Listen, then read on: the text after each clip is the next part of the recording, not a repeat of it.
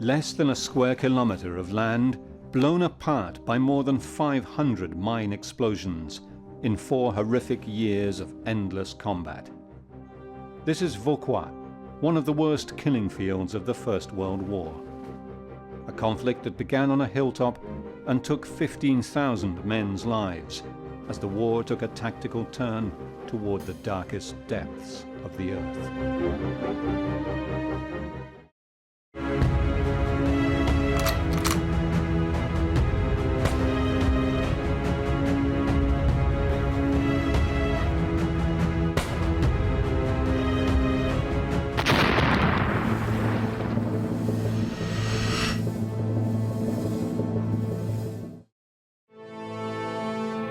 There is nothing left of the French village of Vauquois.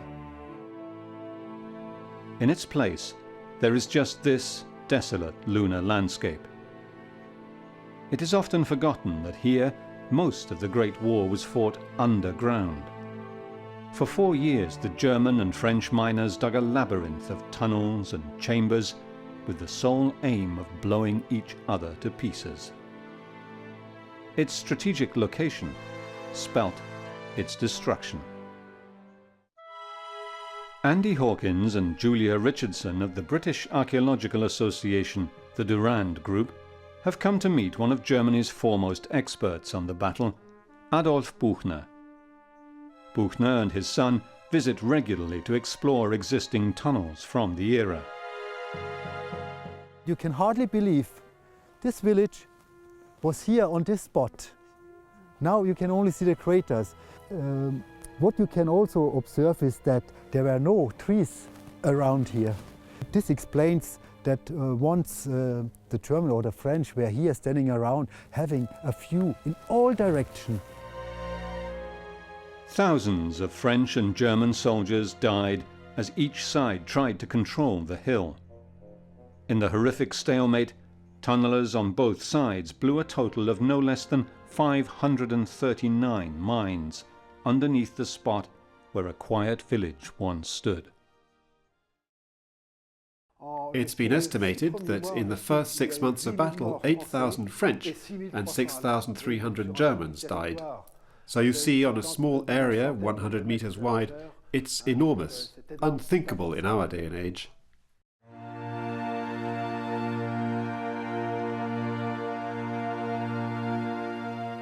The first real mine warfare explosion was done on 13th of May 1915. Right. There were 2 German explosions and 1 French one. Okay. And from that the mine warfare started really. Until the last explosion was a German one. It was on the 9th of April 1918. Adolf Buchner has privately published the diary of one of the protagonists of this battle, Herman Hoppe, a German pioneer specialized in siege warfare, tunneling and explosives. It is interesting because it gives us a glimpse of the life of the sapper, and it shows the differences between the lives of a sapper and a sapper engineer and an infantryman. In August 1914, Germany invaded France in a wide, enveloping movement through neutral Belgium.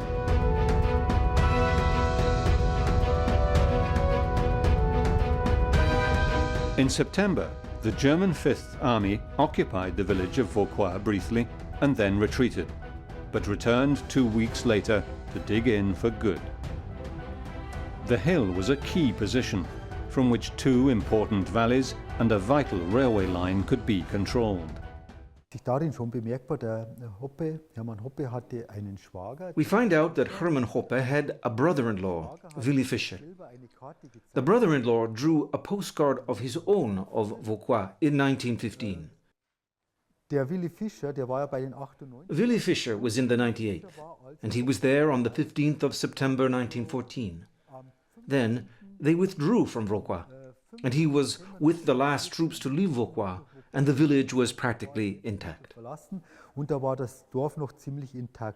Unable to win a swift victory, the German army dug an impregnable line of trenches from the Alps to the North Sea. on the higher ground where possible. The German Imperial Engineer units were to play a key role in the evolution of trench warfare. Adolf Buchner met with Dieter Storz, the great war expert of the Military Museum at Ingolstadt in Bavaria, to have his views of how tunnel warfare evolved. According to military theory, until 1914 there was a clear distinction between field warfare and siege warfare. All the European states had reinforced their frontiers with more or less heavy fortifications. Certainly, they were very different forms of combat. When the front stabilized, they introduced this specialized form of siege warfare, which all of a sudden became a normal form of combat. Many weapons and many combat methods that were typical of siege warfare became daily routine in trench warfare. Mine warfare was amongst these. Balloon warfare should also be mentioned.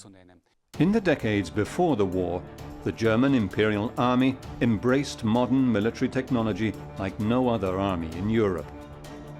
The machine gun used the recoil of each shot to load another round, making it a super rapid-fire killing weapon. Hydraulics, rifling, and new high explosives made modern artillery faster firing and more lethal than ever before.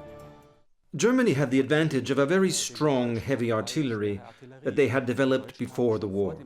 A heavy mobile field artillery that the French did not have in such quantity. The British had artillery that was structured similarly to the German, but in smaller quantities. German engineers like Herman Hoppe adapted the cellars of the original houses that once stood in the village into bunkers, redoubts, and machine gun posts. Cement and steel were brought up from the rear to make them solid and resistant to French attacks. They built trenches on the southern flank of the hill. The firepower at the defenders' disposal was simply unbeatable. The first company of the 30th Pioneer Battalion arrived in Vauquois because the French were preparing tunnels.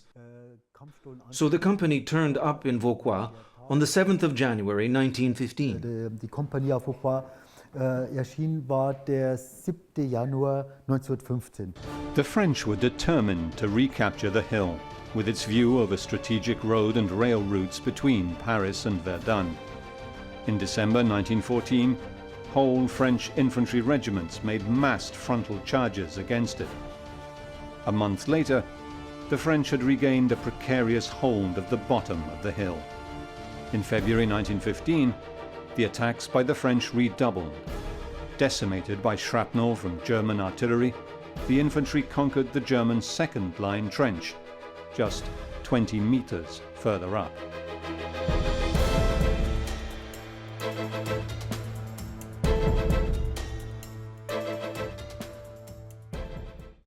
The grandfather of the Le Couturier brothers died in the Great Attack of February 1915. Our mother was born in 1910 and her father was killed on the 17th of February 1915 at Vauquois.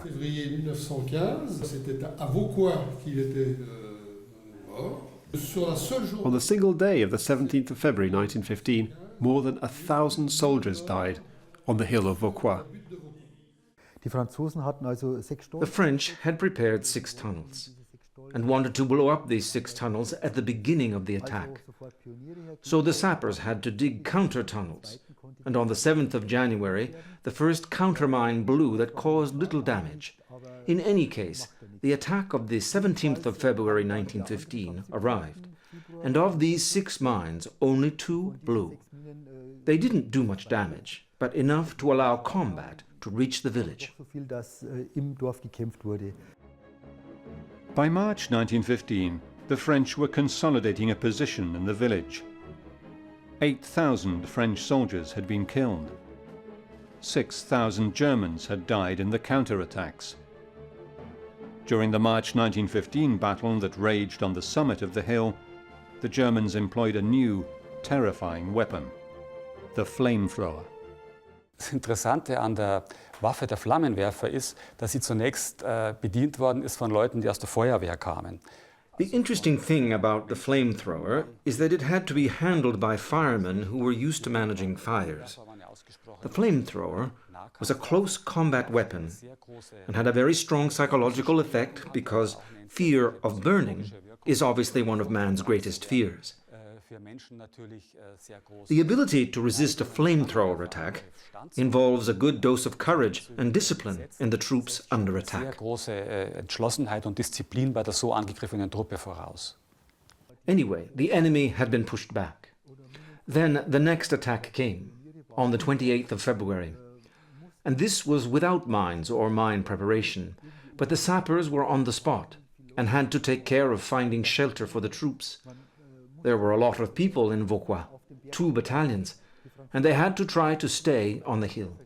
The French had intensified their attacks and then prepared even heavier artillery, firing shells up to 27 centimeters, very big shells. And when they exploded, they made craters 8 meters in diameter and 5 meters deep, so obviously they tried to dig even deeper. The village was reduced to rubble. The gardens and woodland that surrounded it were now just one of the thousands of killing fields of the Western Front, but with a difference.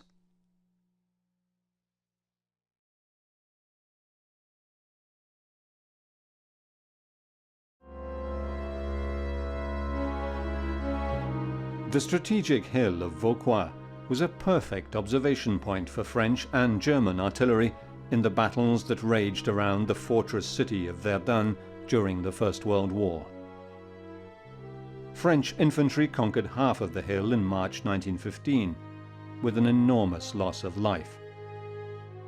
But a deadly standoff in the high street of the village triggered a whole new phase of the battle. The greatest losses at Vauquois were suffered during the assaults up to March 1915. During these assaults, up to 1,000 soldiers were put out of action, killed or wounded. The mine war that followed for the next 3 years didn't cause many victims. Many by our standards, and we're talking about 800 dead in those 3 years, both French and German. So you see, compared with the day of French or German attacks in 1915, it's significantly less. What is certain is that, for example, the 1st Company of the P-30 Battalion lost 69 men, together with the infantry, in the period between the 7th of January 1915 and the date they had to leave for the other front, that's to say, the 9th of April 1918. In that period, they lost 69 men, of which 57 died, and of which 9 died from gas poisoning.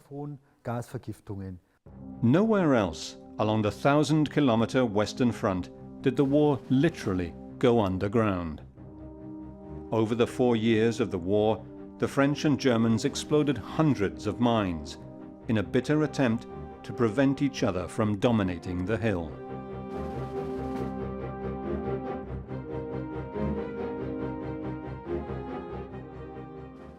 And so, on the 13th of May 1915, the first mines exploded. 2 German and 1 French. And before the end of May, a total of 9 German and 6 French mines had exploded, so in a very short space of time. And so they went on. I think the peak came in August, with a total of 27 German explosions and 18 French ones. Can you imagine more than 27 explosions in 1 month? After the French infantry had recaptured half the village of Vauquois, an uneasy balance of firepower settled in. The church and its chestnut tree became symbols of the destruction and the descent into the hell of tunnel warfare. In May 1915, 3 French mines were exploded on the west of the village, and the infantry attacked to occupy the northern edge. It was yet another bloodbath. The Germans exploded 3 on the eastern part of the hill. As infantry attacks became too costly in lives to continue, the tunnelers dug deeper and drove their galleries towards enemy tunnels to destroy them before the mines could be set off. These anti-tunnel mines were called camouflage. Obviously, it was very frightening to work in tunnels. Men feared for their lives, not knowing what the enemy was doing close by, whether he was going to blow a mine or not blow one. Adolf has taken Andy and Julia underground to explore the tunnels. Here, attack tunnels were driven towards enemy lines, close to living quarters and logistics facilities.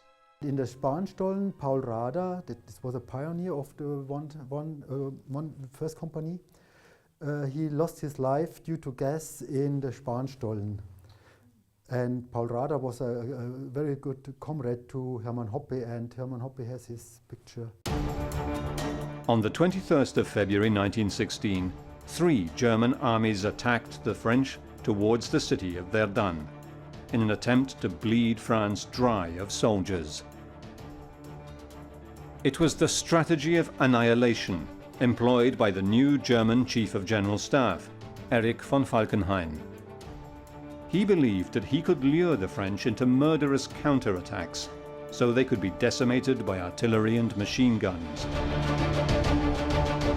The massive attack on Verdun pushed local commanders on the hill of Vauquois to do more to capture the strategic high ground. The French engineers inched their way forward over the months, and on the 23rd of March 1916 placed a 12-ton mine under the German positions where the church had been. It killed 50 German troops, but the infantry attack that ensued was still repulsed by the well-entrenched Germans who fell back to the second line. In 1916, the underground war took a completely new turn.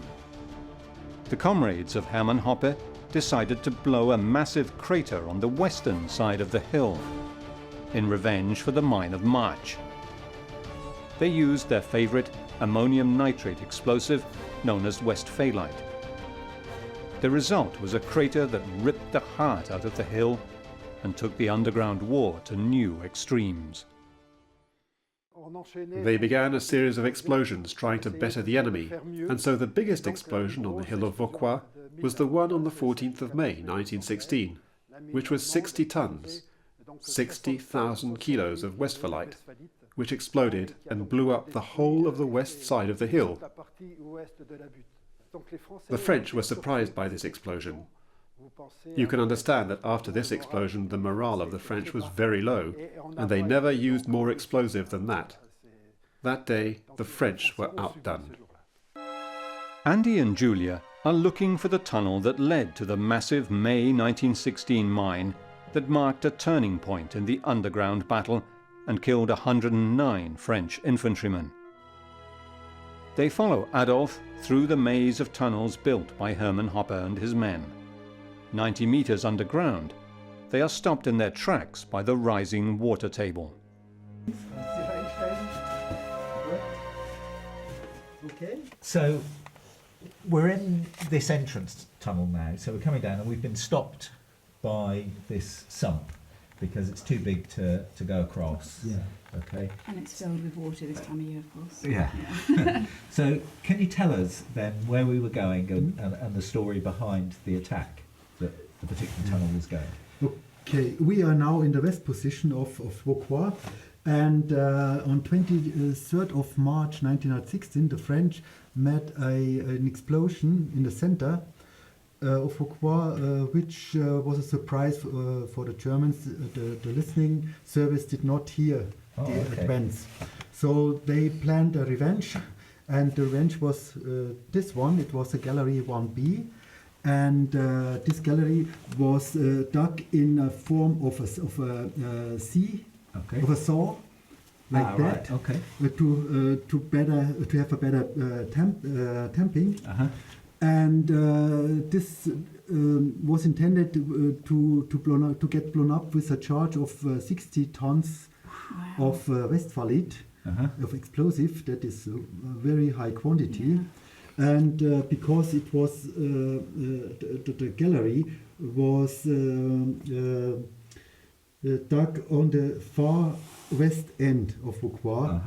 Also there, the French service did not realize that the Germans were coming underground. So there was no countermine. And even on the 14th of May 1916, when the German performed the explosion, also that was a surprise for the French, and the position was fully occupied by the infantry people, by the guards and so on. So the loss was about 109 men. The massive crater, shown here in pictures of the time, blew the French lines apart, allowing a temporary German gain. The German tunnels were fully equipped to host hundreds of men to defend what was left of the village. They were equipped with sleeping quarters and kitchens.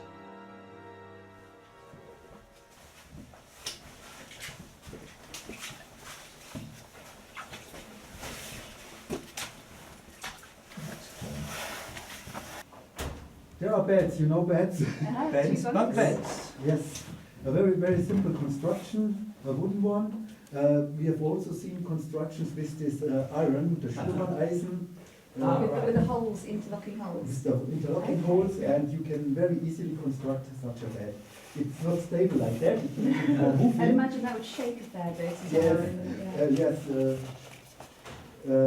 once you are started shaped by wave, by shock wave from the explosion, then I mean... It would exaggerate it.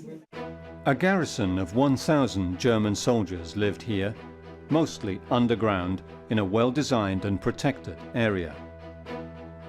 Hygiene was basic. Lice, fleas and rats infested their bedding and food.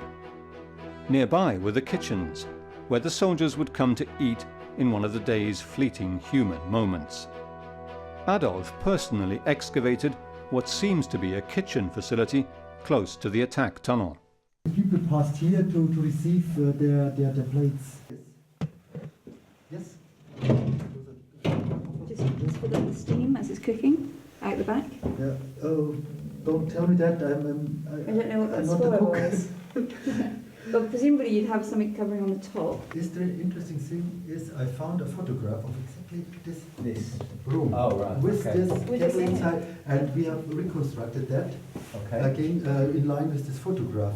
And it's a very good photograph. You see two kitchen people, personnel. The chefs. Yes, but they had a plate where you had the inscription von wegen Aushungern.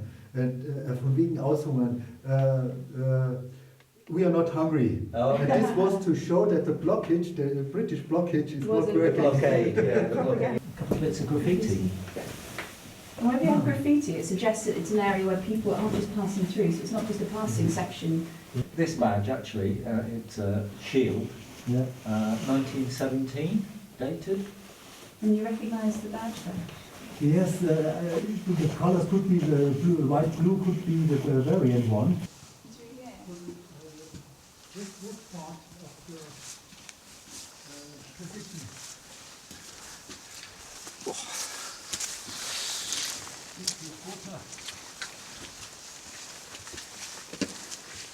On the other side of the hill, the French planned their revenge.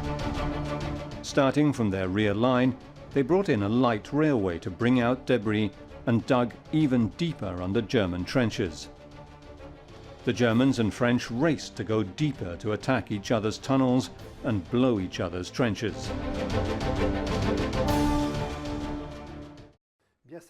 So this picture is a mine explosion. It's a German picture, a German explosion. I don't know when it was taken, on which day, but it comes from Vauquois, and it shows that a mine explosion was like a volcano, and it would have been placed under a trench with men inside it. There couldn't have been any survivors.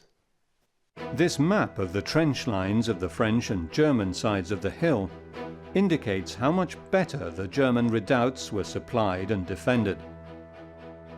Adolf takes Andy and Julia to look for the generator room, the supply of the basic comfort of the tunneler, light. We are now in the front of the Kaiserstollen, or the Kaiser Gallery. It was one of the main galleries who was in use in operation in 1916. Made a lot of explosions, not only from this is the main tract, but it is diverted several times. Okay. So this is the generator room. It's one of them. There were two. The other one is now destroyed. It was an accident on 15th of June, 15th of August 1917. One of the machine of the motor explodes. Was a big explosion, and everything is destroyed at the other side. But they put two generators. One was running for 12 hours while the other one was maintained, and vice versa. You can see the foundation of the generator again still, and here it was the flying wheel. How did they ventilate? We are not far away from the outside, from the slope, about 10 or 50 meters, Right. and you can see there are it's a duct here, and if you are going a little bit in this chamber, which looks not very nice, it's full of rubble, but you can creep and you can see how it continues. The map of the tunnels shows just how close combat and logistics areas were. When the time came to attack, no point of access was out of bounds. Some of these attack tunnels intersected French ones on the other side of the hill. I think it's the Richthofen Gallery. Okay. If I can interpret the map I have in my mind. Yeah. So it must be Richthofen. But again, this is another one that's sort of full of water, isn't it? Yes. So are we actually below the water table? We here? are below the water table. Right. And there's another fighting gallery left behind me. Yeah. It's also full of water. Right. And in summertime the water level will sunk, but it will always be remaining water inside. So Yeah. if you want to visit it, you have to pump. Oh, okay. By the end of 1916, the French and German lines ran roughly through the center of what had been the village, just a few meters apart. As the main effort of the war moved elsewhere, the garrisons fighting for Vauquois became depleted. Just a battalion of 1,000 men on each side held the line. Life in the dugouts and trenches was horrific on both sides, but especially for the under-equipped French. The small museum that stands at the foot of the Vauquois hill tells the story of the men who fought each other here to the death. Over the years, armies developed light machine guns that could be served by a single man, making life more hellish than ever. They were very precise weapons, but they were very heavy for certain tactical needs, so light machine guns were introduced. The French and the English went ahead, as you see here with the French model Chauchat and the British Lewis machine gun. The Germans had to keep up and created their own model. Since they didn't have light machine guns in stock, they used their old machine gun, the MG08, but adapted it to have a lighter structure. Small mortars were developed to lob shells into the opposing trenches during an attack. They kept the defenders' heads down for a few vital seconds as the infantry made slow progress through the barbed wire entanglements. Opposing trenches were so close that artillery support was impractical. A few kilos of explosive and shrapnel could kill 5 or 6 men. Each time one was fired, the other side would retaliate. The hand grenade was a weapon developed for sappers during siege warfare. Who used hand grenades before 1914? Sappers and anarchists. Then they were used in the First World War, when trench warfare developed, and they became one of the most common infantry weapons. The hand grenade became a preferred weapon for attackers when rifle fire failed to kill the enemy. At first, the French used these primitive hair cone grenades that were little more than cans of explosives attached to a wooden plank and ignited using an open wick. The Germans used stick grenades. Eventually, both sides began receiving more sophisticated weapons. The French received grenades based on the Mills internal fuse system, and the Germans began using the famous stick grenade ignited by pulling a cable inside the stick handle. Trained infantrymen could throw these about 20 meters, not far enough to reach the opposing trench, so usable mainly in defense or during a surprise attack. Building dugouts and tunnels was slow, tedious work. Both sides used tools such as these picks and hammers to excavate the soft flint rock.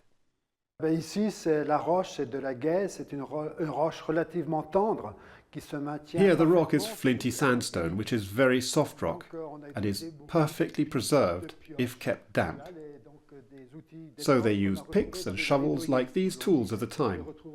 We found them with their wooden handles, and in water wood doesn't rot. So you see, it was very, very tough manual labour. They could dig no more than a meter a day. 2 men hacked at the flint rock, 2 passed back the debris, and a team of 6 or 7 passed the buckets of spoil backwards.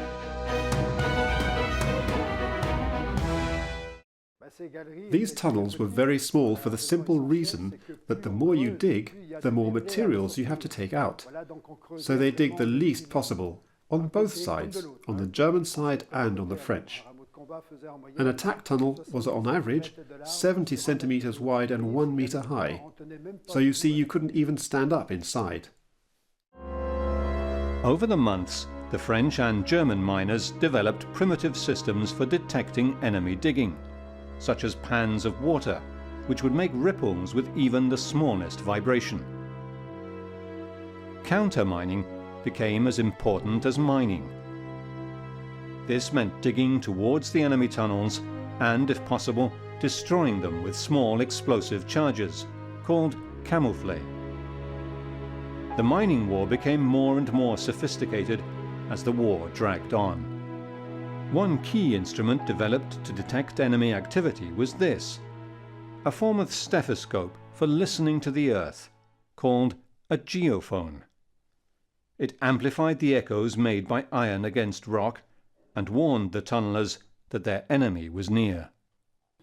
It was very important, essential. Using this listening system, at the end of the war they knew where the enemy was and what he was doing. So using these listening devices, they would take their tunnels under the enemy trench or enemy attack tunnel, then they'd lay explosive charges and blow them up and destroy them like that. This French tunnel starts in the second line trench and extends under the German front line, and has several lateral listening tunnels to allow engineers to precisely locate enemy activity. There was a listening post every 50 meters. Once the location of the enemy was identified, action had to be taken. Mainly, this consisted in driving a small tunnel towards the source of the sound and packing the new chamber with a small explosive charge.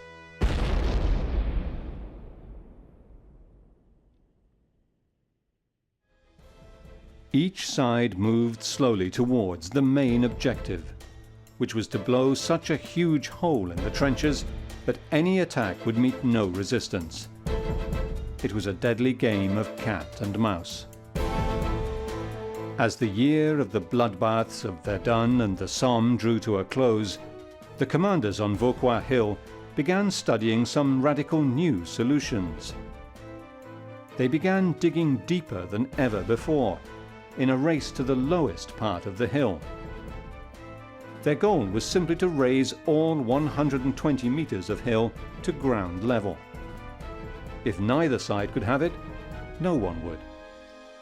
By early 1917, 2 years after the French infantry had conquered the hill of Vauquois with such heavy loss of life, the commanders began the deepest mines of the whole campaign. This diagonal shaft is one of 3 that went 40 meters into the earth. The French were planning to place 140 tons of explosive in their deepest mines and simply blow the whole hill to pieces.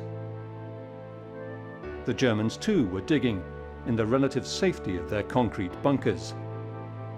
Their plan was to go even deeper. 3 100-meter shafts began inching their way to the bowels of the earth.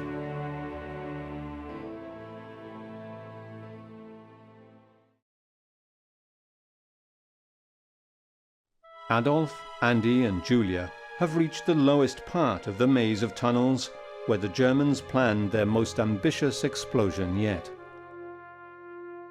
In summer 1917, the first P-30, that means the first company of the Pioneer Battalion 30, they had the plan to blow up the full hill. And they started to dig three tunnels down to a level of 9,900 meters. And they calculated a charge which was 280,000 tons per gallery. That means 840 tons. 840 tons for all the 3 1. They applied. They had to apply for the ammunition for the explosive. And somebody said, "What do you need? 140 tons of explosive? Look, we would like to make an offensive in spring 18. We need all what we have. And you, with your mine warfare, bring it to an end. Stop it with this bloody thing. And you Pioneer, your company, you will leave this sector as quick as possible and go to the western part, to the western front." Right, okay. So this was more or less the hint, or the end of the work duration of the P-30, because in April they had to move.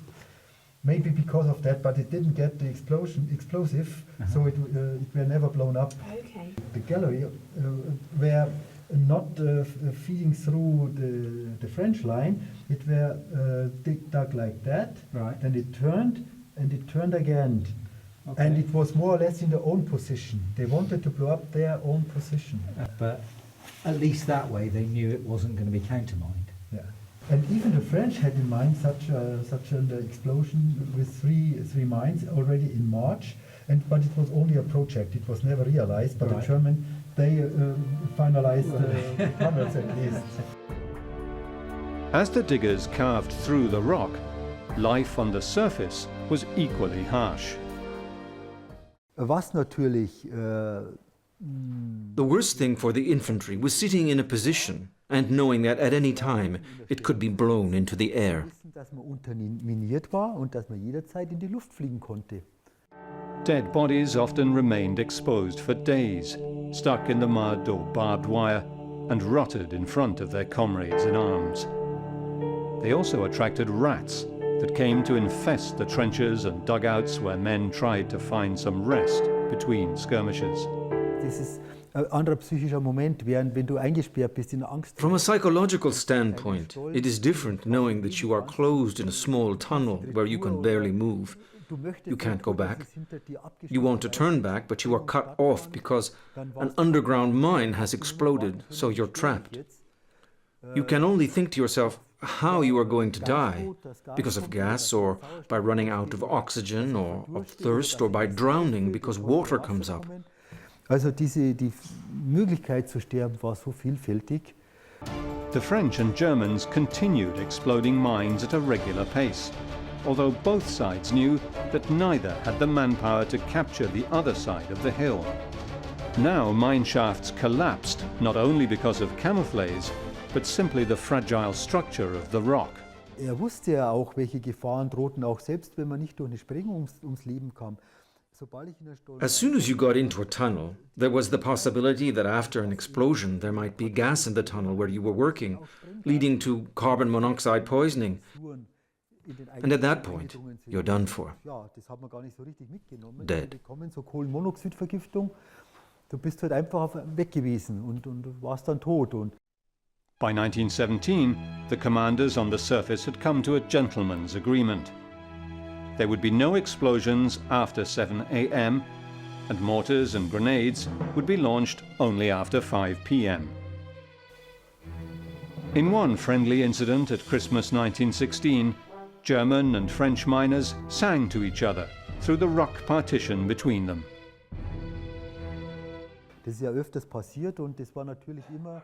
It was always very sad when you lost a colleague or a comrade, such as Paul Rader, who was one of his very best friends, who was killed by gas in a tunnel. Herman Hoppe suffered a lot. By mid-1917, the French realized that they would never have the manpower to dig so deep. A mutiny in the French army had drastically reduced its fighting effectiveness, and by then the strategic importance of Vauquois had disappeared.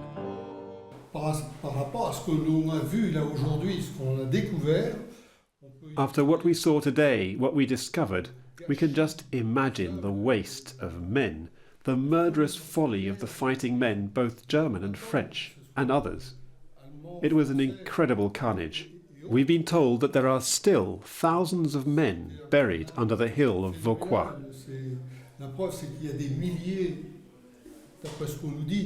Des milliers de personnes qui sont encore ensevelies sous la butte de Vauquois.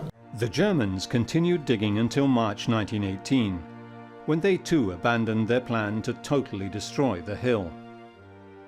More important battles were being waged elsewhere. The hill of Vauquois was part of a wider front in the Argonne forest. Adolf Buchner and members of the Argonne Wald Association have explored the tunnels built by French and Germans alike. Tunnel warfare here became just one more way of attacking the enemy when frontal assaults proved suicidal. The complexity and efficiency of the German underground campaigns was second to none. By the end of 1917, as the German and Austrian empires benefited from peace with Russia, their commanders planned a breakthrough in the west. The German April 1918 offensive on the Western Front nearly reached Paris once again. Italian troops sent to replace the French at Vauquois were ordered to blow up the entrances to the tunnels and retreat. By the end of April, it was clear the offensive had failed, and now that the United States had entered the war, the fate of Germany and Austria was sealed. Between June and September 1918, 1 million American troops landed on French soil and were ready to attack the weakened German lines. A renewed artillery barrage against the hill of Vauquois was the prelude to a massive American attack. Thousands of young Americans died on the hill as the hardened Imperial Guard garrison fought off the assault. It was yet another pointless bloodbath. The men who survived Vauquois had endured the horrors of modern warfare, trapped between the firepower of terrifying new weapons above ground and massive mines in the earth below. It is thanks to their letters, diaries, photographs, and the memories handed down to the younger generations that today the whole horrific story of the Great Underground War can finally be told.